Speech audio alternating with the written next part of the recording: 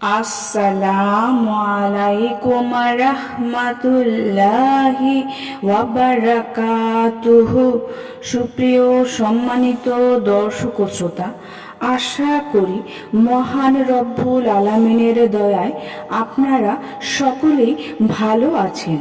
সুপ্রিয় সম্মানিত দর্শক ও শ্রোতা, আজকে বিশ্বনবী সাল্লাল্লাহু আলাইহি ওয়াসাল্লামের জীবনী থেকে মা আমেনার ইন্তেকাল সম্পর্কে বর্ণনা করব। আশা করব ঘটনাটি শেষ পর্যন্ত শুনবেন। 1 মাস কেটে গেল মদিনায়। ইচ্ছে করলেন মা আমেনা পুত্রকে নিয়ে মক্কায় ফিরে যাবেন।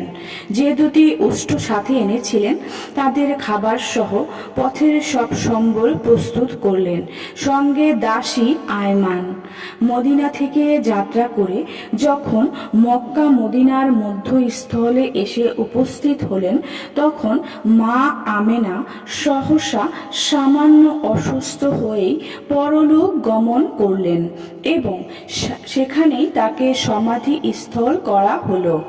তখন এই নির্জন মরুভূমিতে রয়ে গেল মাত্র দুটি প্রাণী, শিশু মুহাম্মদ সাল্লাল্লাহু আলাইহি ওয়াসাল্লাম ও দাসী উম্মে আইমান।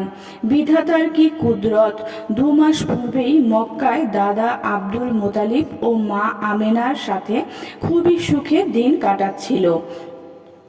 মদিনায় মায়ের সাথে ভ্রমণের আনন্দ যেন আজ বেদনার আকাশ হয়ে দাঁড়ালো। জনক জননী ভ্রাতা ভগ্নী এমনকি কোনো স্বজনও নেই।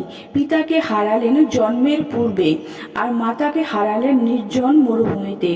এ বয়সে মাকে কবরস্থ করা যে কত বড় বেদনার কাজ একটু ভাবলেই অনুভব করা যায়। 6 বছর পূর্ণ হতে না হতেই আকাশের সমান ব্যথা আর শোক মাথায় এসে উপনীত হলো।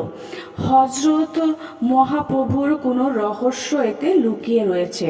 সারা বিশ্ব মানবের দুঃখ সুখ ব্যথা বেদনা আপন অন্তরে অনুভব করবেন বলেই তাকে শিশু অবস্থায় বেদনার আকাশ অনুভব করাচ্ছেন মহান আল্লাহ তাআলা।